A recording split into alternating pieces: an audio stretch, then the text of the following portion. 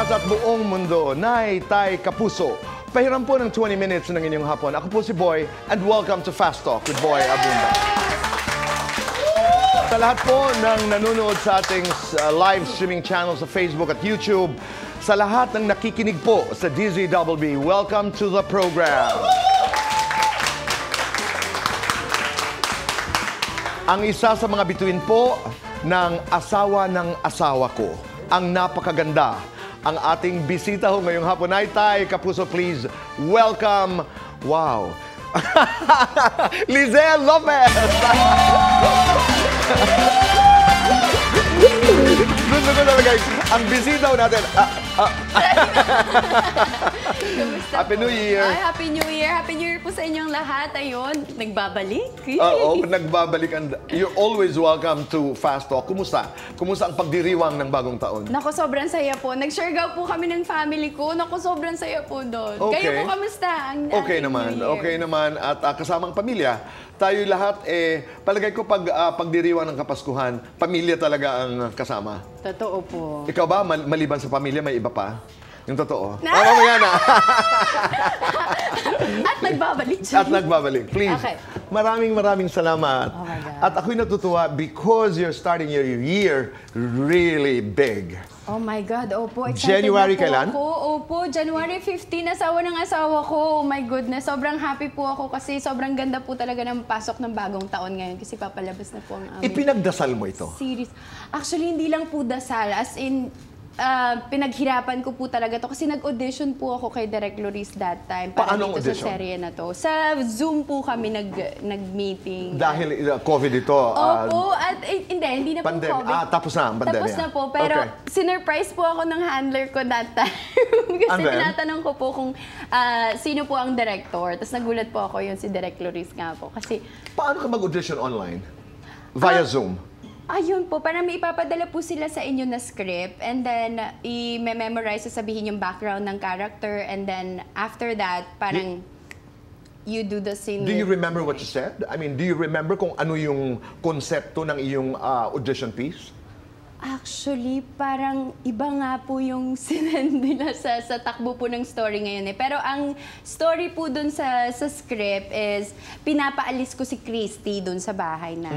Okay. So, Super halimbawa long. sasabihin ni Loris, ito lang, di ba? Ito lang yun. Yan lang yun. Okay. Pinapaalis mo si Christy, which is played by Jasmine Curtis. Okay? And this is your audition piece. Nanonood si Loris. And 4, 3, 2, 1, action! Anong ginagawa mo dito? Di ba sinabi ko sa'yo, wala ka nang babalikan?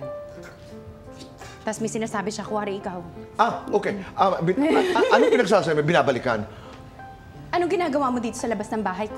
Dahil nariyan ang asawa ko. Wala ka ng asawa. Matagal na kayong hiwalay. Ako na ang asawa niya ngayon. Lumayas ka! Wow! Kat, hindi, may tanong lang ako. May tanong lang ako.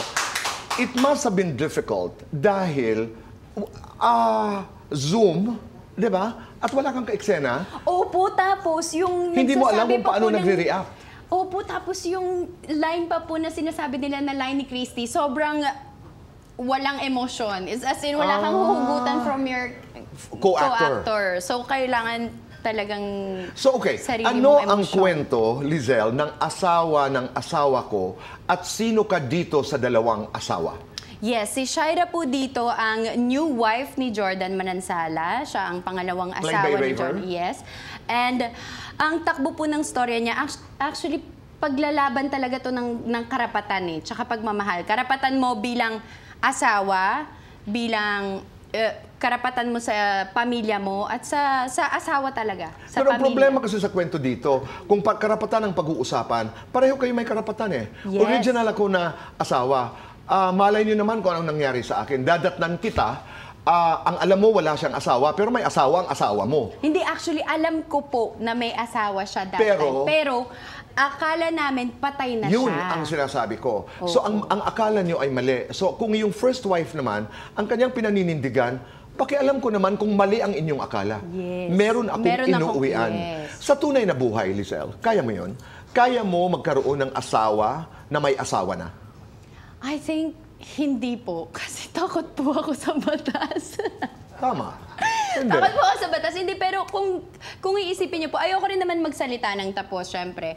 Pero kung choice ko, hindi ko gagawin. Kasi napakaraming lalaki pa sa mundo na I think single. At kung isang beses na tayo mabubuhay dito sa mundo, mas gugustuhin ko na ako din yung nag-iisa lang na babae sa buhay ng asawa ko. Just before we started the show, si RD, our head writer, was telling me na pagdating sa ex, hindi mo babalikan, hindi mo kaibigan. Hindi po talaga. Bakit?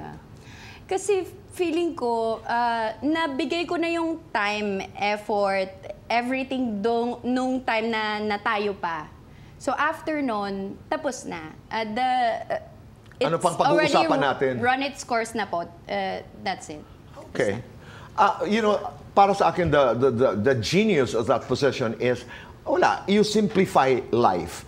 Dito sa asawa ng asawa ko, katrabaho mo si Gina Alhar. I mean, the great Gina Alhar, as an actor. And you're directed by the great Luis Guillen. Kumusta?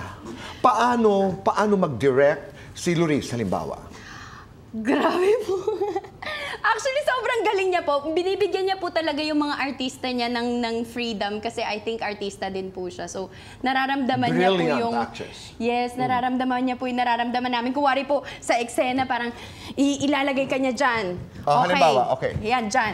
Galit ka. Hindi umuwi ang asawa mo. Tapos, pagkadating mo sa bahay, wala pa rin siya. Tingin mo, nabababae siya, ganyan. So, lalagay ka niya, magwala ka, free yourself, nasaan ba si Jordan? Ano bang ginawa? Oh. Kanina, ganon? Yes. Kanina pagalis ko nandito naman sa bahay, bakit bigulang wala na lamang siya? Nasaan ka lang, ganon. Everything. Uupo ka talaga. Yes, use the space. Ganon si Luis. Yes. This is your space. Yes, Galit na galit use ka dahil hindi umuwi ang asawa mo and then say your line. Yes. Oh my God. I mean, nagti-take 2, 3, 4, 5? Are you used Wala to na po. One take lang po Wala. yun. Ang camera na po ang hahabol sa'yo. Pero minsan naman po, meron din siyang specific na parang, hanggang dito ka lang. Ito lang ang emosyon mo. Kuwari, sa mata lang, naiiyak ka pero hindi ka iiyak. Dapat hindi matimpla ang mukha mo. Ganun. Halimbawa ngayon, ikaw ang second wife, ako ang first. Okay. Tapos nandyan ang asawa ko, may sakit. Hindi mo ako pinapayagan makapasok ng bahay. 5, 4, 3, 2, 1, action. Para mo ng awa. Gusto ko lang makita. May sakit yung tao. May pinagsamahan naman kami. Papasukin mo naman ako sa bahay. Hindi. Bakit hindi? Tapos na kayo. Hindi Iniwan kami mo siya, di ba? Una ako naging asawa, may mga anak kami. Bakit hindi mo ako pinapapasok? Wala ka na. Anong wala? Nandito ako. Nasaan ka na naghihingalo siya? Kaya nga ako, hindi ko alam. Dahil hindi mo sinabi. Ba't ko sasabihin sa'yo? Wala Dapat kayong dapat sabihin mo dahil pag-usapan. asawa ako. Hindi. Dapat sinasabi mo. Ako ang asawa. Nauna ako. Ako ang nakatira sa bahay na to. Ako ang Bahay, asawa. pero asawa ko pa rin yan. Asawa niya rin ako. Asawa niya akong una. At anong hindi gagawin mo ba mo? naiintindihan dahil hindi ka nakikinig? Hindi ka nakikinig. Ipakita mo sa... Anong gusto mong gawin sa asawa ko? Gusto ko lang makita. Isisipihan mo siya para gumaling siya? Hindi. Mag-fast talk tayo na ganyan ang character. Let's go! Okay. Sexy o pretty? Sexy! Maganda o magaling? Magaling! Lalaban na atras? Lalaban! Guwapo macho? Guwapo! Mayaman maginoo? Mayaman! Sa lalaki, ano ang pinakagusto mo? Matipuno. Pinakaayaw mo? Sinungaling! Manila o Olongapo? Olongapo! Starstruck o lovestruck? Starstruck! Sexy star, drama star? Drama star! Asawa ng asawa mo o crush ng crush mo? Asawa ng asawa ko. Number 1 sa bucket list mo this year? Tumalon sa bungee jumping. Kung gamit ka sa bahay, ano ka? Bigaan. Kung hindi ka artista, ano ka? Model. 1 to 10, gaano ka kasaya ngayon? 10! 1 to 10, gaano ka ka-loyal? 10! 1 to 10, gaano ka kamaldita? 10. Hashtag ng buhay mo ngayon. Hashtag blessed. Biggest fear bilang babae. Take advantage. Biggest fear bilang artista. Mag-reject. No lipstick, no kilay. No lipstick. Pinakagusto mo sa sarili mo. Personality. Pinakaayaw mo. Maingay. Give or receive. Give. Love or career. Career. Lights on or lights off? Lights on. Happiness or chocolate?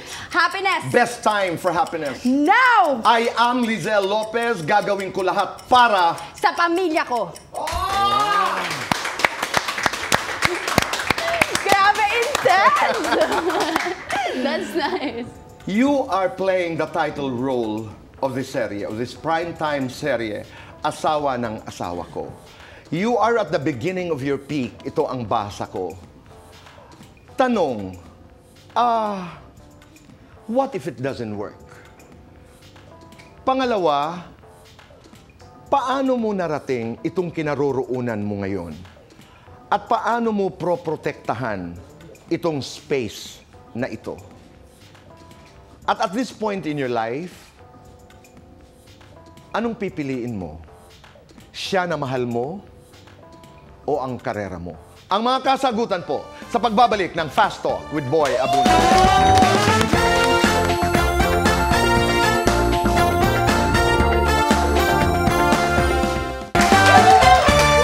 Kami nagbabalik po dito sa Fast Talk with Boy Abunda. Kasama pa rin po natin si Lizelle Lopez. Lizelle, puntahan natin si Gina Alahar, one of the greatest actors in Philippine cinema. How is she bilang artista? Pinapanood mo ba siya? Anong natututunan mo? Yes po. Actually, winworkshop niya po ako before Starstruck Days pa lang. Tapos, meron siyang hindi ko makakalimutan tong advice niya sa akin. Kasi that time po, pag tinatanong ako about my life, lagi akong umiiyak kasi mahirap lang kami, ganyan. Tapos sabi niya sa akin, well, hindi ba yon advantage mo? Kasi alam mo yung hirap. So, dapat mas gigil ka sa trabaho. Kasi na-try mo na gutom ka. Kumbaga yun. Gamitin mo yung hunger na yun dito sa career na to. Ganda. Yes. Ngayon, nagkaroon na kayo ng eksena? Yes po. Kumusta? Grabe. How is it doing a scene with a mentor? With somebody as great as Gina Alahar? Tapos nasa likod ng camera si Loris Guillen. Nakakakaba po nung una. Pero pagka-eksena mo naman po si Direk Gina, sobrang at peace po ako. Parang comforting po siya ka-eksena. Tatanggapin niya lahat ng ibibigay mo sa kanyang emotion, tapos ibabalik niya rin sa'yo. Kaya yun po, ang ganda niya po talaga ka-eksena. And yun also, siya din yung nagsusud sa amin. Kuwari, napapagalitan kami ni Direk Loris.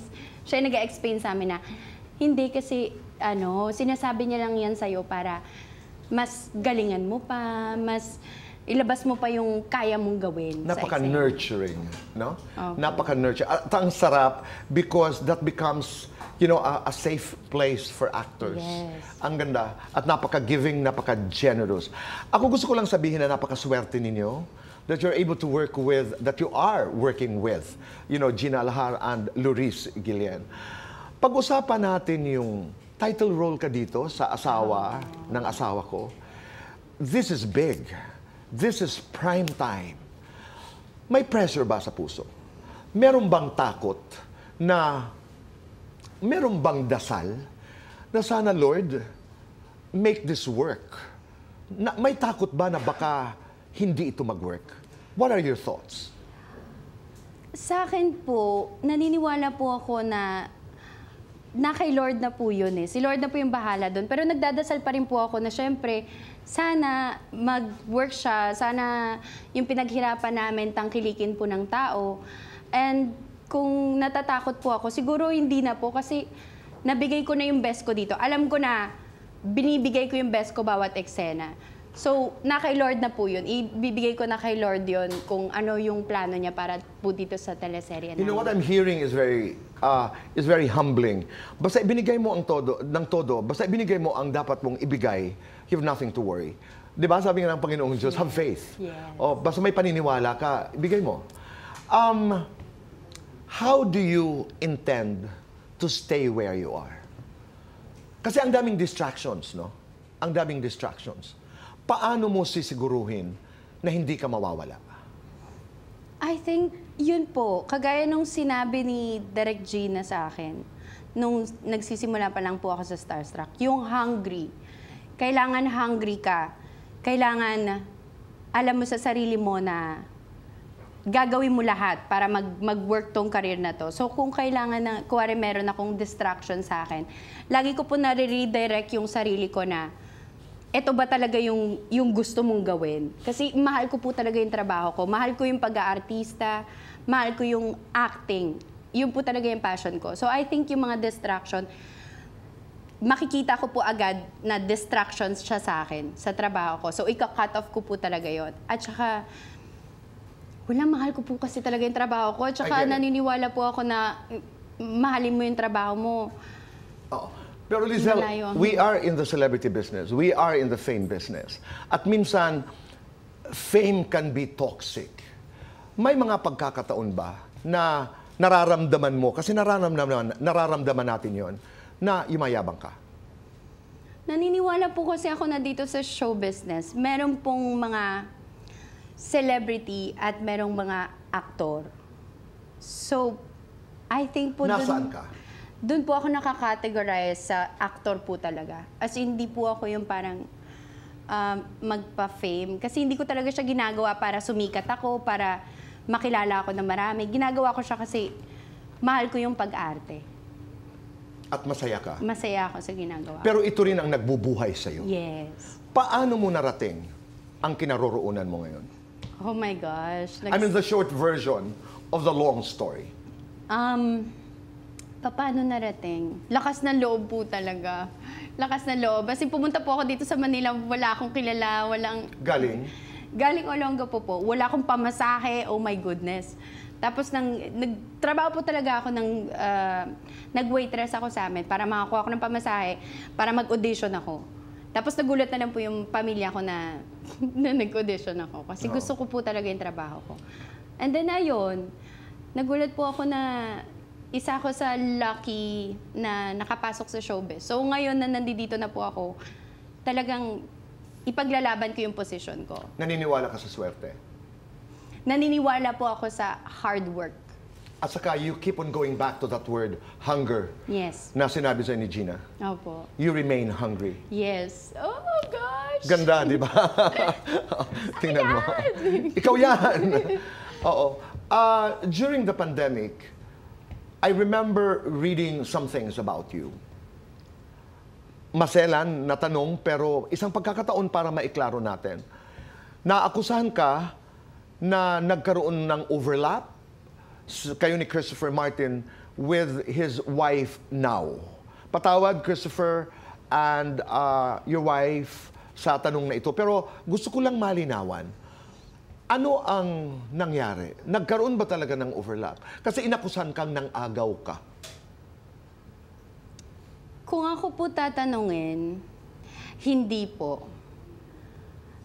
Pero kung may natutunan po ako doon, siguro yung dapat yung totoo sinasabi. Pero hindi ko na po kasi talaga kwento yon. Pero tungkol po doon sa tanong ninyo, hindi po ang sagot ko. Oh. At naniniwala ako sa'yo. Yes, kasi unang-una po sa lahat, hindi po ako nangaagaw ng asawa ng may asawa. Naku, bumalik tayo doon. At dahil dyan, abangan niyo po ang asawa ng asawa ko. At saka gusto ko maraming mga lalaki dyan. Pwede tayo mag-usap tungkol dyan. No, but kailan mapapanood ang asawa ng asawa mo? Yun po, panoorin Asawa niyo ng po. asawa ko. Asawa ng asawa ko, ayan. Malapit na po yan this January 15 na po. Monday hanggang Thursday po yan, 9:35 p.m. sa GMA Primetime. Kayo ni Raver, how are you? We're good po. Alam niyo po lahat ng lalaki po sa show namin, si Martin, si Raver, si Kuya Joem, lahat po sila sobrang gentleman. Kaya po sobrang dali po gawin ng mga sensitive scenes po talaga namin kasi sobrang caring po nila. Raver is just so excited. I had him here on the show.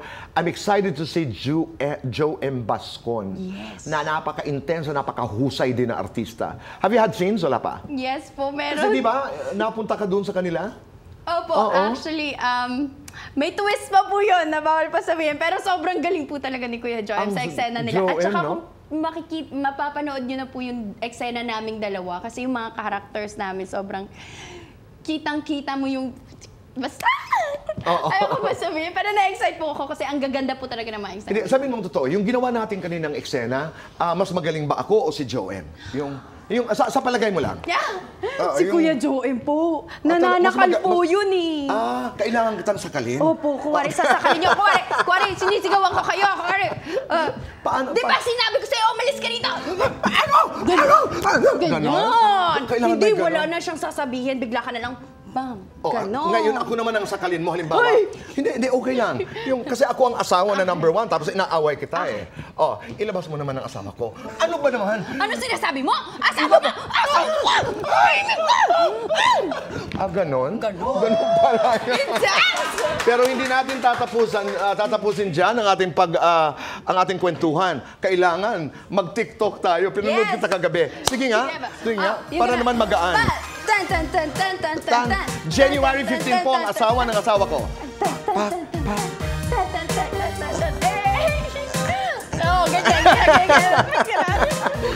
Rizel, maraming Thank you so salamat. much po. Thank Thank you so much for Thank having you. me here. And congratulations. Naitay, Kapuso, huwag niyo pong kalilimutan. That's January 15, umpisa na po, prime time. Yes. Wow, go ahead. Asawa ng asawa ko po, uulitin ko po, January 15 na po yan sa GMA Primetime, 9:35 p.m. po. At directed by Direct Loris Gilian. At gusto ko rin po palang pasalamatan si Miss Ana Fileo dahil sobrang supportive niya po sa akin dito sa role na to. Wow, maraming salamat po. Voice of La Carmela de Baracay, Chris Jasler, maraming salamat. Sa lahat ng aking mga kaibigan, Naitay, Kapuso, maraming salamat po. Sa inyong pagpapatuloy sa amin sa inyong mga tahanan at puso, be kind, make your nanay and tatay proud. #say thank you. Do one good thing a day and let's make this world a better place. Goodbye for now and God bless.